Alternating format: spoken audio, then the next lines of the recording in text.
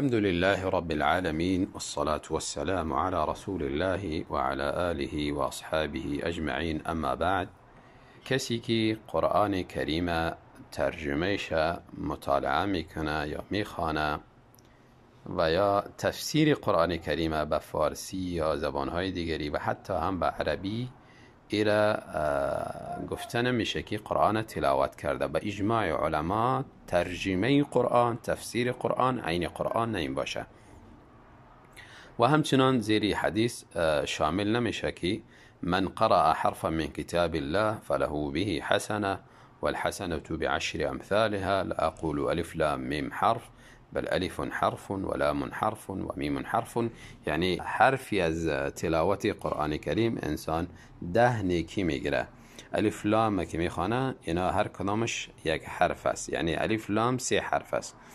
پس در خواندن الف لام انسان 30 نیکی میگیرد و این نیکی را انسان به خواندن ترجمه قرآن و تفسیر قرآن این اجر مطلوبه نمیگیره، این اجری که تعیین شده در حدیث و همچنان اجری که رسول الله صلی الله علیه وسلم حدیث در صحیح مسلم یا اقرأوا القرآن فإنه يأتي شفيعا لأصحابه. اقرأوا القرآن فإنه يأتي يوم القيامة شفيعا لأصحابه.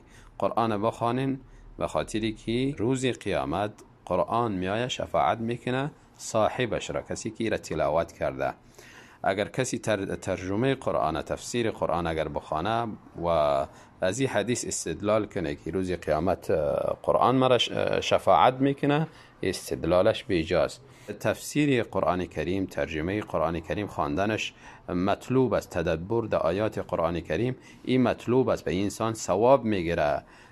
آیات زیادی درباره تدبر قرآن کریم آمده. افلا یتدبرون القرآن ام علی قلوب اقفالها کتاب انزلناه الیک مبارک لیدبروا آیاته. تدبر در قرآن کریم مطلوب است. انسان اگر جای کلمه را نمیدونه، تفسیر آیت رجوع کنه به تفاسیر، در این انسان اجر میگیره و اجری محدد برش نیامده، خاص اجری. در عموم یعنی تدبر قرآن کریم اجرش داخل میشه. یک چیز انسان متوجه بوده باشه وقتی که تفاسیر میخوانه یا ترجمه را دقیق بوده باشه، تفاسیر اهل سنت و علمای بزرگ و علمایی که مشهور هستند و در نزد اهل سنت معتمد هستند، به تفاسیری از اونها رجوع کنه، به تفاسیر اهل بدعت رجوع نکنه، تا اینکه در فهم آیات قرآن کریم به اشتباه نرود.